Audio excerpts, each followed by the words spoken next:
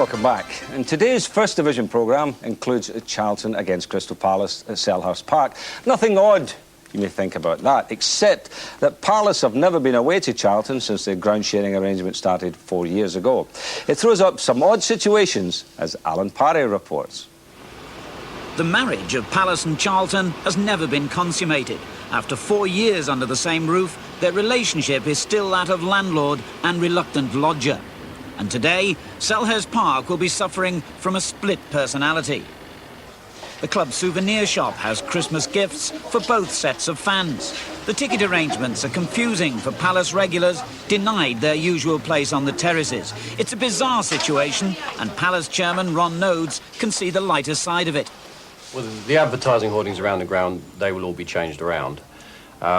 We, of course, our fans will be in the away area, which they will find unusual and find quite unacceptable when they're turning up at the box office and asking for tickets in the areas where they were standing or sitting previously. And yet some of your fans are treating this, I believe, as an away game. Tell us about that. Well, they're going... the away travel is organising away travel. It's leaving from Selhurst as it would normally for an away game. But it's going around London to see the sights with a packed lunch, and it will arrive here in time for kick-off as it would on a normal away fixture. What about the team? They're going in the away dressing room for the first time. They've never been in the away dressing room. Steve and I will sit in the director's seats of the away team for the first time, which is most unusual, really. Earlier this week, Charlton's plans to leave Selhurst Park and move back to their old home, the Valley, suffered a setback, and it now seems they'll have to carry on paying the rent. Although Charlton may feel that they're lodgers, we would like them to feel that they share the stadium and they share the ground. It's not our fault, really, that they've carried on as lodgers. I mean, the scoreboard here, Palace paid for, Charlton were invited to share and declined. The family enclosure here, Palace paid for, Charlton were invited to share and they declined. So they have had the offer of facilities, they haven't taken them up, and I think that's, in the long term, is their loss. But perhaps they've had one eye on the fact that they weren't here on a permanent basis, therefore they've not really been too interested in sharing in improvements.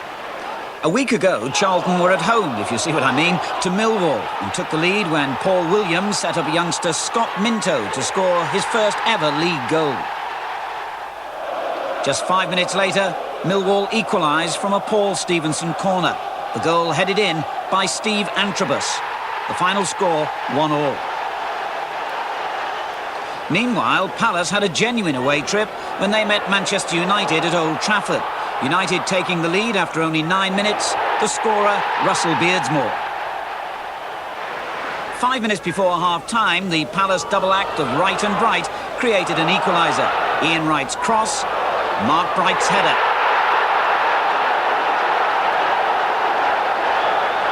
Nine minutes into the second half, Manchester United's defence was pulled apart, and there was an unhappy moment for goalkeeper Jim Leighton as Bright's header sneaks in. His second goal of the game, Palace's winner, and the perfect boost for the away team, today playing at home. They claim they'll have twice as many fans on this unique day. I think we've got a better chance of winning an away game than we've had this season. I'm pleased we beat Manchester United away last week, but because it could have been that we could have been looking for our first away victory on our home ground. It really is incredible, isn't it? So funny, that, isn't it? Will Ron Nodes be first to the bar? Because as visiting chairman, he won't have to pay, will he? I mean, that's great. It's all very confusing. Will the supporters go to their supporters club there? I don't know. I mean, it is very... It's going to be a suck-it-and-see situation, this, isn't it? I mean, it's all so different. And when you think about it, I mean, both teams will run out. They wonder what way they'll kick in. Will there be an ironic if there's an own goal this afternoon? And on Tuesday, what's remarkable, as you know, they play in the Zenith Cup, and Palace are at home to Charlton. So they've got to switch the whole thing back again. I mean, it's lovely, isn't it? It could only happen in this country, that. It really could. Right, well, and at Crystal Palace, I might add. Well, a brief look at the second division now, which illustrates that West Ham are losing touch with the leaders.